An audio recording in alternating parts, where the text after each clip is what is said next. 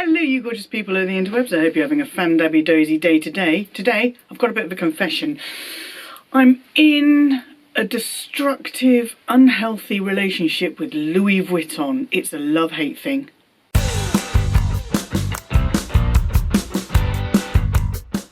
Yes, that's true. I fell out of love with Louis Vuitton. I'm trying to find my way back. So in this video, we're going to talk about why I fell out of love with Louis Vuitton, what I can do to bring myself back into the loving folds of Louis Vuitton, if there is such a thing, and just how I generally feel about the brand now.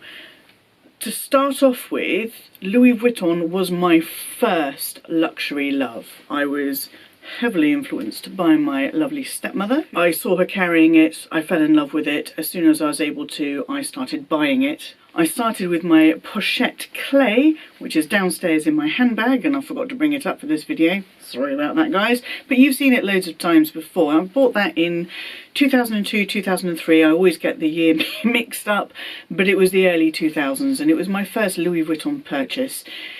That led into a little bit of an avalanche. I bought lots. I bought Speedy 30, which I didn't like.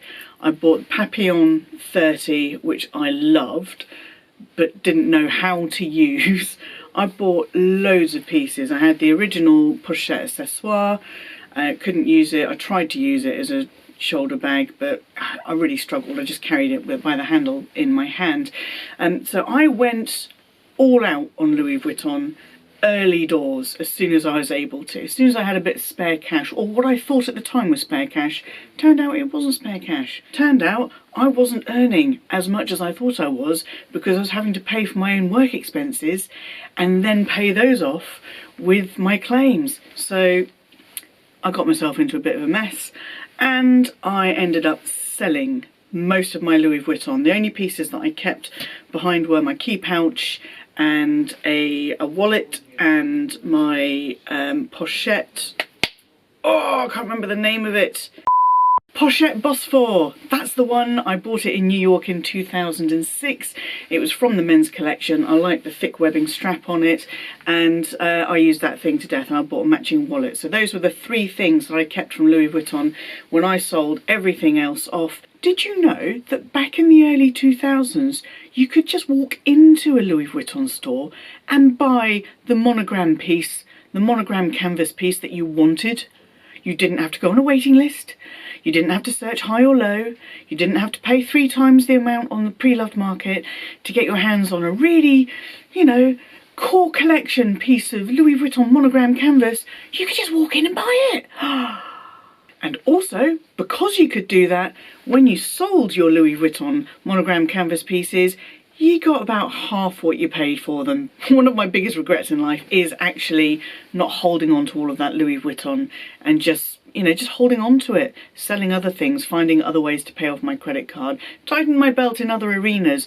But hindsight is a beautiful and wonderful thing. So when I started getting back into my luxury purchases, I went in on Mulberry to start off with as a good sort of mid-range, kind of mid-price luxury brand, and then I moved into Alexander McQueen because, you know, I've got a thing for Alexander McQueen silk scarves, and I had a thing for their bags as well for a time. I still like their bags, but there's nothing really at the moment that properly grabs me. But it wasn't that long before I started sniffing around Louis Vuitton again. What have we got? What have we got? What are the things? What are the things that we love and we would like to get our hands back on? So I joined a few Louis Vuitton based Facebook groups and started doing a little bit of buying and selling on the pre-loved with a few people on there, picking up a few pieces here and there. I've sold most of them again because I got them and I was like, hey, I can't believe I've got my hands on this. Oh, I don't actually want it anymore. I was looking back with a little bit of rose-tinted spectacles at times, and then I was able to pick up new things like my pochette accessoire, my mini pochette accessoire. In fact, the mini pochette accessoire was the first piece that I bought, dipping my toe dipping my toe back into that Louis Vuitton pool back in 2017, 2018 I think it was, when I finished working in London. I had a bit of a blowout on my last day in London and I bought a few things. One of them was the mini pochette accessoire. Now I bought that because when I went into Louis Vuitton I wanted the pochette accessoire and they showed me the mini instead because the pochette accessoire was unavailable at that time. It was right at the start when things started to be a little bit harder to find that Louis Vuitton monogram canvas. So they showed me the mini pochette accessoire and I thought, oh, don't have anything this kind of size. I had pouches for my bags from Mulberry and what have you, but I had big ones, I had little ones, and that was a nice sort of mid-size one. So I fell in love a little bit there and then.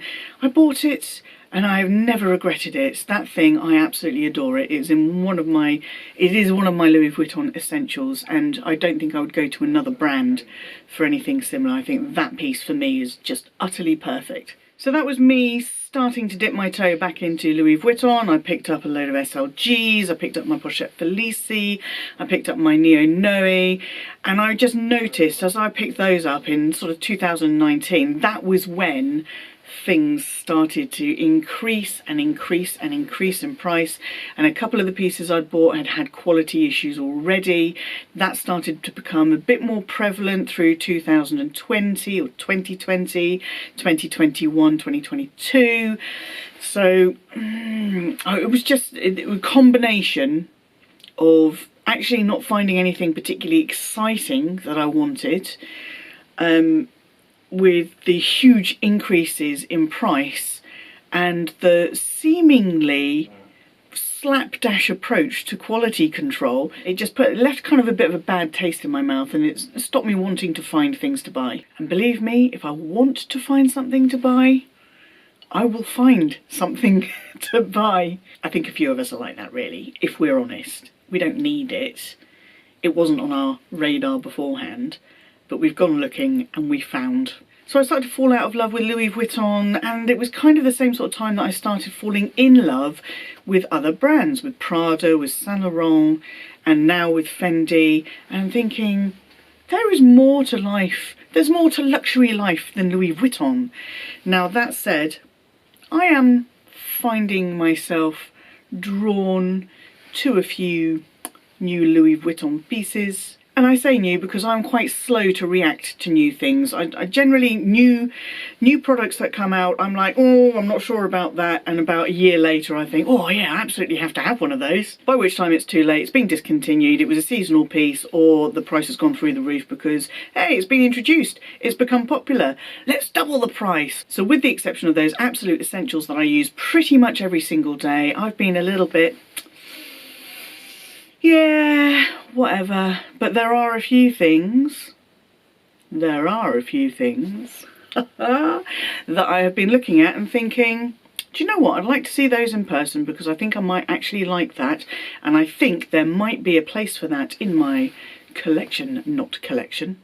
First off, I want to find a replacement for this Neo Noe. This is a fabulous bag. It is just not for me. I find it too big, too bulky. So I'm looking for a replacement, and I don't know if this video is going to go up before or after my vlog sale, but this is going in my vlog sale because I just don't use it. I find it too big, too bulky. It's a cracking bag. It's lightweight, it's easy to use, it does carry everything if you want to carry everything. But I'm looking for a replacement for this. So there are two options that I have in mind to replace the Neo Noe, one of which is the Palm Springs Mini, because I just can't get that little thing out of my head. I've been looking at it on and off for years, and I just keep looking at it and thinking, it's got versatility because you can wear it as a crossbody, you can carry it as a top handle, you can wear it as an actual backpack, which is what it's designed to be. I have heard great things about how cavernous it is inside and how easy it is to use. And to be honest, I do not see monogram canvas as a dress-up material anymore. It used to be, my mindset used to be, if it was Louis Vuitton monogram canvas, because it was luxury, then it automatically was dressy. And I don't think that anymore. I don't feel that way about it anymore. For me, Louis Vuitton monogram canvas is casual. It is super cash. It is what you would wear with jeans and sneakers. It's not what you would wear to go out for dinner, in my personal opinion. That's just how I feel about it now. So the Palm Springs Mini, super cash, run around, errands, blah blah blah, excellent. I think that could be a great alternative to the Neo Noe for me. Also the Boulonge, don't know how you're supposed to pronounce it, but it has the same extendable top handle crossbody shoulder strap even that the Neo Noe comes with, and it's actually my favourite thing about the Neo Noe is that extendable shoulder strap. I love the action on it.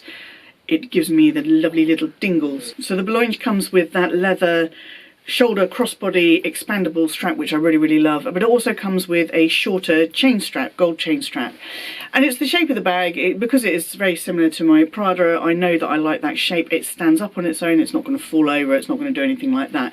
So I think that's an alternative dress down kind of casual look for me, and both of those have got black leather. My favourite combination for Louis Vuitton monogram canvas is monogram canvas, obviously, but with the black leather trim. I just think it looks super sexy. I love it. Those are two alternatives for this bag. Another bag which isn't exactly an alternative but is still monogram canvas, and I am going to lay squarely the blame of my interest in this bag at any level on Amelia Rose of Amelia Rose's Closet, because she has the Papillon Trunk bag. It is very cool, I think. I think I love it. At first I saw it and I thought, what is that all about? Now I think I absolutely love it. It doesn't have a black leather trim, it has a dark brown leather trim, which is something very unusual for me. Dark brown is not really a colour that I go for. And it has a nice thick monogram canvas and leather crossbody shoulder strap, which is adjustable. I don't know how adjustable it is, but it is adjustable, and it does also come with that gold chain. Now I would see myself using this bag still quite casually, but I think I would use this one for an evening bag as well, with the chain, or maybe take everything off and then just carry it as a snazzy little clutch. So those are the bags from Louis that I've got my eye on, that I'm kind of interested in having a little play with. But there are some other pieces as well. There are a couple of bandeaus, and I do love my Louis Vuitton bandeau. She's up there, and I would quite like to have a couple more to play around, expand my options a little bit. The first one that I like the look of is the Vivienne and Beyond bandeau, and it's got these lovely sort of just like little circles and stuff and Viviennes on it. And I know not everyone likes Viv. Autumn, I know you don't like Viv, but I think she's quite cute. Yes, she's a bit cartoony and childish perhaps, but I think she's fun. It's a really nice design. It is mostly black, and then it's got all these kind of neutrals but little bits of like pale pink and whatnot on there. I think it's a really cute one. The other bandeau I really like is pertinent for me for next year, for it is the lunar year of the rabbit, and it is my year. I am a rabbit, and it is the Precious Rabbit bandeau, and that is so cute. Oh, look at him. I did say to myself a while ago, probably about 3 or 4 years ago, that I actually wanted to get a bandeau for every lunar year, and I haven't done it yet. I haven't started yet.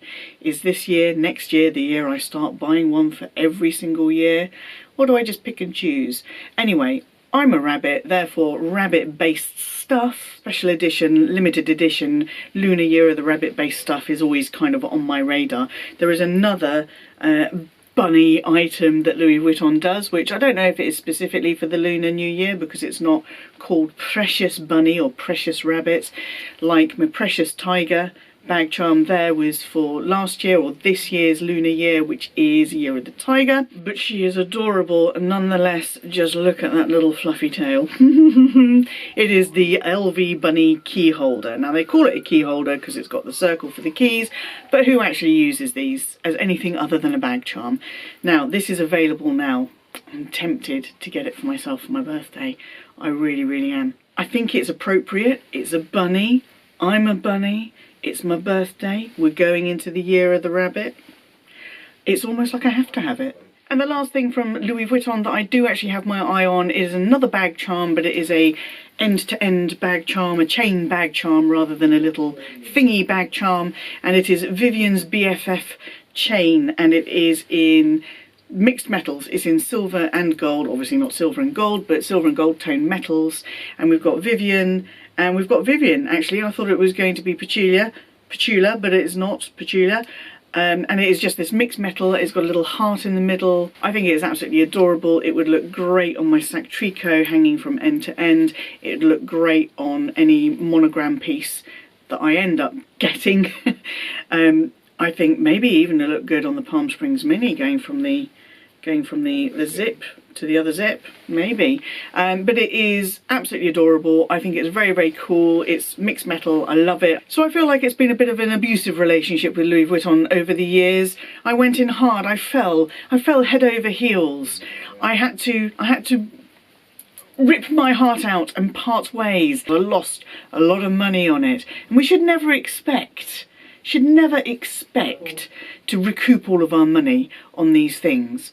But it still hurts. It still hurt a lot at the time because I didn't actually want to get rid of the stuff. Starting to flirt a little again with the brand, and then starting to maybe go on dates with the brand again, having a little snog behind the bike sheds type thing, and then falling in love, head over heels in love again, wanting to collect all the Louis, and then pricing, quality, availability. It was like Louis was ghosting me, trying to ghost me, trying to put me off without actually saying, it's not me, it's you. I don't want you, Gwenny. I don't want you anymore. That's how it felt. To now I'm thinking, it is what it is. Do I accept my role in this relationship with Louis Vuitton and enjoy what I can, but without any real expectations of anything truly meaningful coming out of it? Anyway, those are my rambling thoughts about my love-hate relationship with Louis Vuitton over the years.